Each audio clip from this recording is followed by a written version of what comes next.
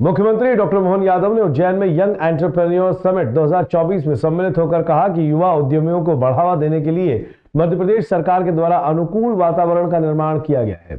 हमारे युवा उद्यमियों के परिश्रम से विश्व के पटल पर भारत ने एक अलग पहचान बनाई है।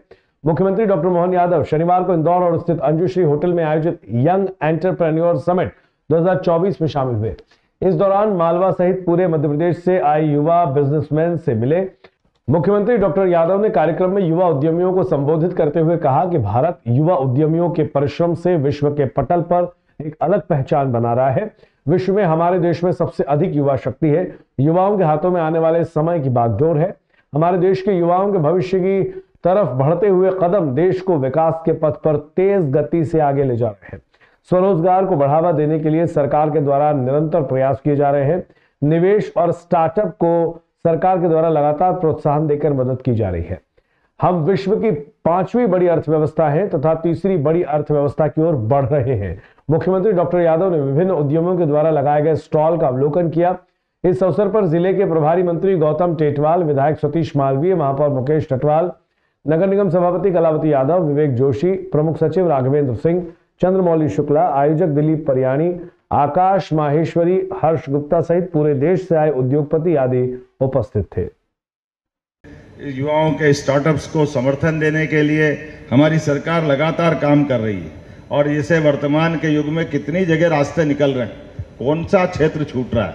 प्रत्येक क्षेत्र में आज के समय में हमारे अपनी युवा उद्यमिता के आधार पर भारत ने अपनी अलग पहचान बनाई है और इसी के कारण से कहाँ हमारी अर्थव्यवस्था की बीतों दशकों में कौन सी स्थिति थी, लेकिन 2014 के बाद 11वीं अर्थव्यवस्था से आगे बढ़ते हुए हम आज की स्थिति में 5वीं अर्थव्यवस्था में आए। और हमने पीछे किनको किया है? इंग्लैंड को, जो 250 साल तक हमारे पे राज करते रहे हैं, लेकिन हमारी क्षमता योग्यता के बलबूते पर हमने अगर उनको पीछे छोड़ा है तो भविष्य की तरफ पुनः लक्ष्य तय किया है। तो यंग एंटरप्रेन्योर फोरम द्वारा आयोजित यंग एंटरप्रेन्योर समिट 2024 का आज ये तीसरा सीजन आज यहाँ आयोजन 2 दिवसीय किया जा रहा है। फोरम का हमेशा से उद्देश्य रहा है कि उद्यम को बढ़ावा दिया जाए, उद्यमिता को बढ़ावा दिया जाए। जो हमारे नए एंटरप्रेन्योर्स हैं, जो किसी भी क्षेत्र में कुछ करना चाहते हैं, उन्हें किस तरह से हम जो एंटरप्रेन्योर एस्टेब्लिश हो चुके हैं वो किस प्रकार से मदद कर सकते हैं, इस उद्देश्य से ये आयोजन किया जाता है। और हमारा, जैसा मैंने बताया, तीसरा आयोजन है, तो इस बार हमें लगभग 1200 से अधिक रजिस्ट्रेशन प्राप्त हुए हैं, जो कि पिछली 2 समिट से दुगने हैं। तो इस प्रकार ये आयोजन हो रहा है। देखिए, मैं सबसे पहले आप लोगों की जानकारी में देना चाहूँगा कि यंग एंटरप्रेन्योर्स फोरम उज्जैन के तत्वावधान में एक वार्षिक हमने इवेंट चालू किया था, यंग एंटरप्रेन्योर्स समिट, जिसका पहला संस्करण हुआ था श्रीगंगा होटल में, जिसमें 120 लोग थे, जिसमें हमने सब लोगों को, अपने अपने मित्र परिचितों को फ़ोन कर करके बुलाया था। दूसरा इवेंट हुआ, उसमें हमने रजिस्ट्रेशन से इवेंट रखा था, वो फुल कैपेसिटी में रहा, जिसमें 350 लोग थे। उसका भी प्रारूप 1 दिवसीय और छोटा था।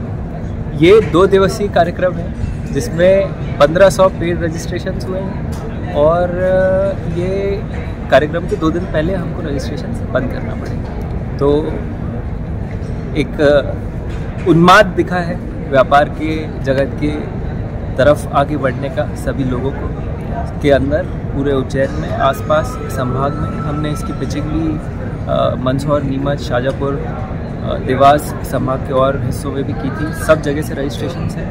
बहुत ही व्यापक माहौल है, बहुत ही व्यापक दृष्टिकोण के साथ सब लोगों ने यहाँ अटेंड किया है। और ऐसा जानने में आता है कि जो हम 20 साल पहले सुनते थे कि श्री सिंथेटिक्स बंद हो गई, विनोद विमल मिल बंद हो गई, अब जो हम सुन रहे हैं अमूल आ गई, पेप्सिको आ गई, ऐसी खबरें और रोज़ दिन ब दिन आती रहेगी।